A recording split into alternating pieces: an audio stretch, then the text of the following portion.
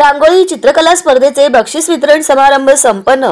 Lions international अंतर्गत Lions club Solapur सिटीच्या वतीने करंजकर विद्यालय तुळजापूर वेस येथे चित्रकला रांगोळी स्पर्धेचे बक्षीस वितरण समारंभ संपन्न झाला। यावेळी व्यासपीठावर अध्यक्ष लायन मोहन भूमकर यांनी पाहुण्यांचे स्वागत करून विद्यार्थ्यांना बक्षिसे वाटप करण्यात आले। अध्यक्ष म्हणून शंकर पाटील, महेश बँक संचालक तर प्रमुख पाहुणे म्हणून भीमाशंकर करंजगीकर उपस्थित होते। सराफ व्यापारी वासुदेव नल्ला, उद्योजक प्रकाश कलगडगे, सुनील पत्तेवार, जगदीश इप्पलपल्ली, सोमशेखर भोगडे, सचिव lions club Solapur, twin city Solapur, मुख्याध्यापिका सौ राजश्री तडकासे, पर्यवेक्षक पवार शंकर पाटील यांनी मनोगत व्यक्त केले। अध्यक्ष मोहन भूमकर यांनी विद्यार्थ्यांना मार्गदर्शन करून शुभेच्छा दिल्या। शिक्षक, शिक्षिका, विद्यार्थी उपस्थित होते। आभार प्रदर्शन सौ राजश्री तडकासे यांनी केले। मागा वाडी हॉस्पिटल असं आम्ही मोठे कार्डिओग्राम मोठे त्यावेळेस 18 लाख म्हणजे फार वाटायचे, ते सुद्धा एक मशीन होतं। आणि सोलापुरातच नव्हे, सांगलीला सुद्धा आमचे आय डोळ्याचा दवाखाना आहे। बऱ्याच ठिकाणी कुठे कॅम्प आहे। बार्शीला सुद्धा फार मोठ्या प्रमाणात आपल्या लायन्सचं काम चालतं। बार्शीला सांगायचं झालं तिथं सुद्धा डायलिसिस काय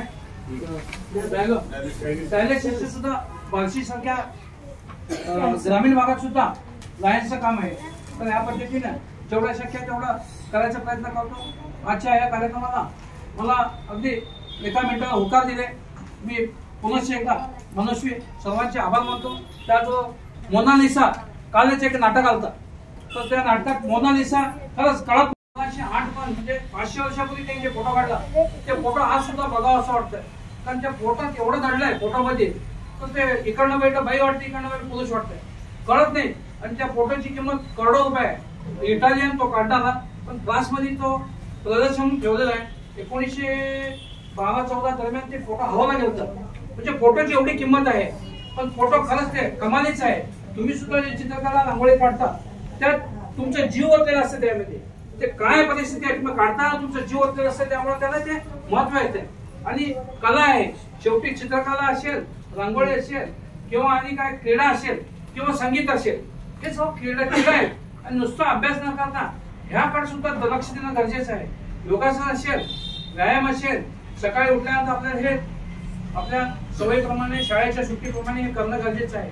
आता तुमची शाळा दुपारची आहे, त्यामुळे सकाळी तुम्हाला काय काम नाही। योगासन म्हणा, शारीरिक व्यायाम म्हणा, खेळाचे व्यायाम म्हणा। मैदान नसल्यामुळं तुम्हाला घराकडे कुठं असेल तिथे खेळावं लागणार आहे। तब्येत तंदुरुस्त राहणार आहे। तब्येत चांगला तर आपण सगळं व्यवस्थित करणार आहे पुढचं। तर व्यायाम केल्यामुळे बुद्धिमत्ता वाढणार आहे, अभ्यासात लक्ष लागणार आहे। त्यामुळे ह्या बारीक सारीक गोष्टी आपण कोणी सांगो न सांगो, टीचर सांगतात तुम्हाला, आई वडील सांगतात, तरी सुद्धा आपण नीटनेटके राहावं, नकाकडे लक्ष बघावं, थोडं केसकडे लक्ष द्यावं, हात स्वच्छ धुवावं, किरकोळ गोष्टी आपण आत्मसात करावं। आणि कुठलाही क्षेत्र असू दे, आपण त्यात यशस्वी झालो तर निश्चितच पुढे आपल्या भविष्यात आपले चांगले दिवस येणार आहेत। एवढं बोलून मी माझे 2 शब्द